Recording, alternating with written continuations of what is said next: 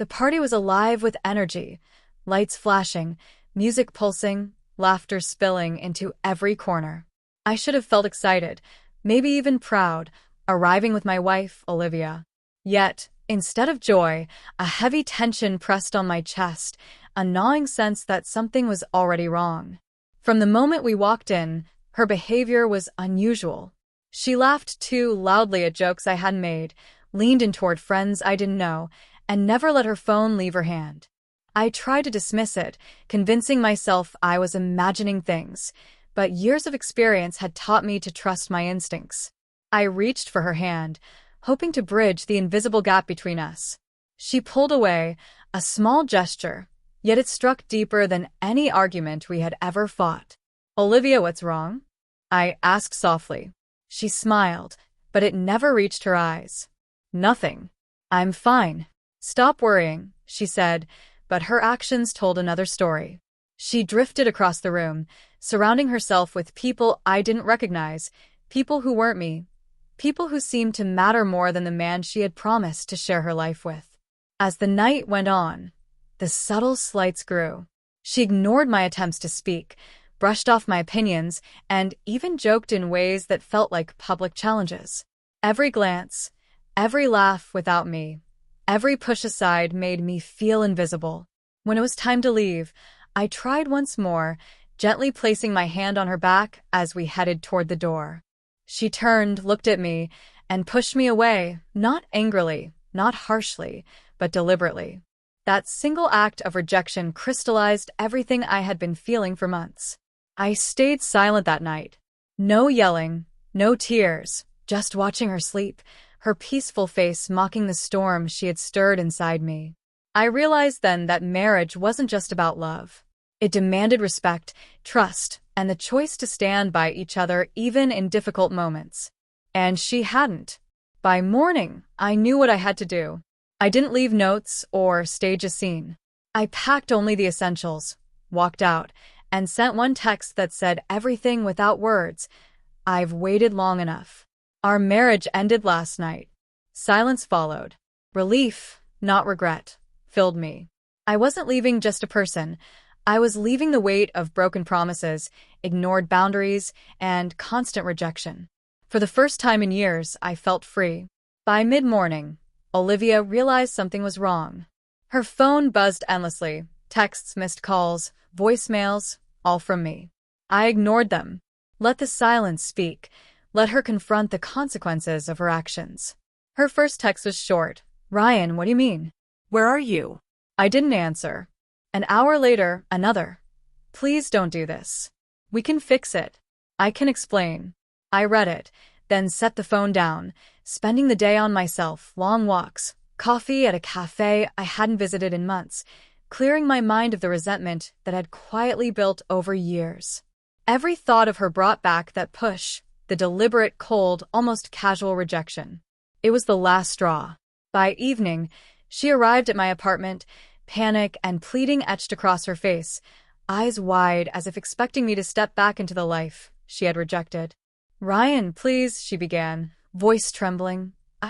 I don't know what came over me last night. I didn't mean to push you." I raised my hand, calm but firm.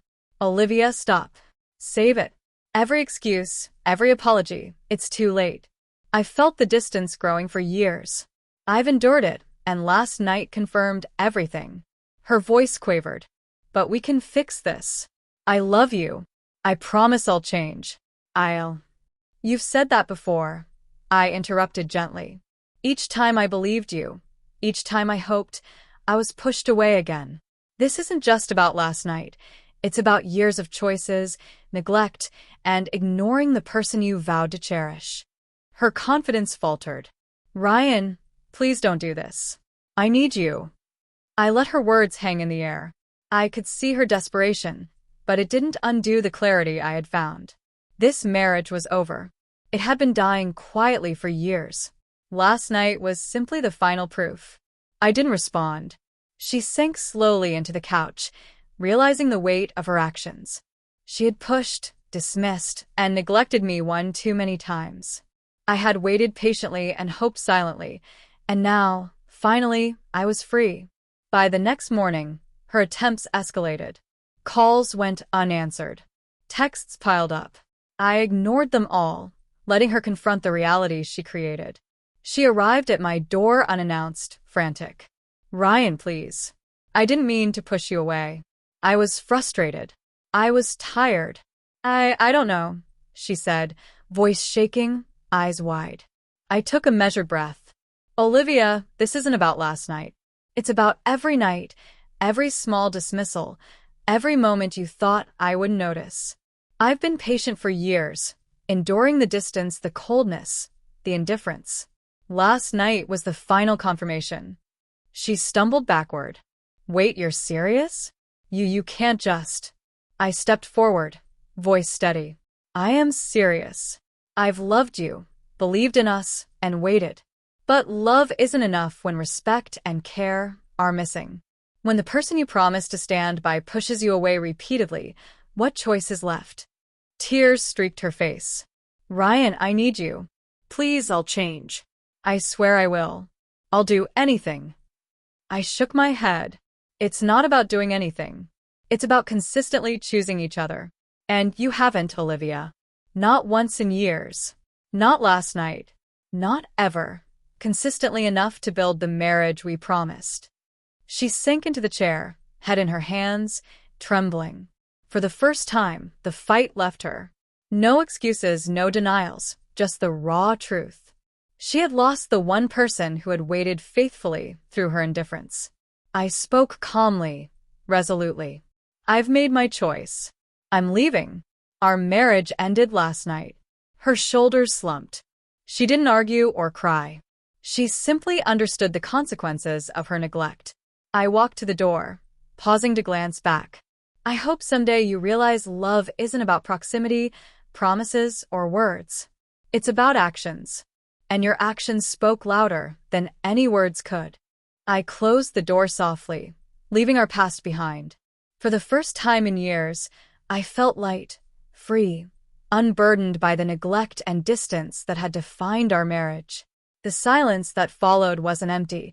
It was filled with clarity, resolve, and the quiet knowledge that sometimes walking away is the only way to truly reclaim yourself.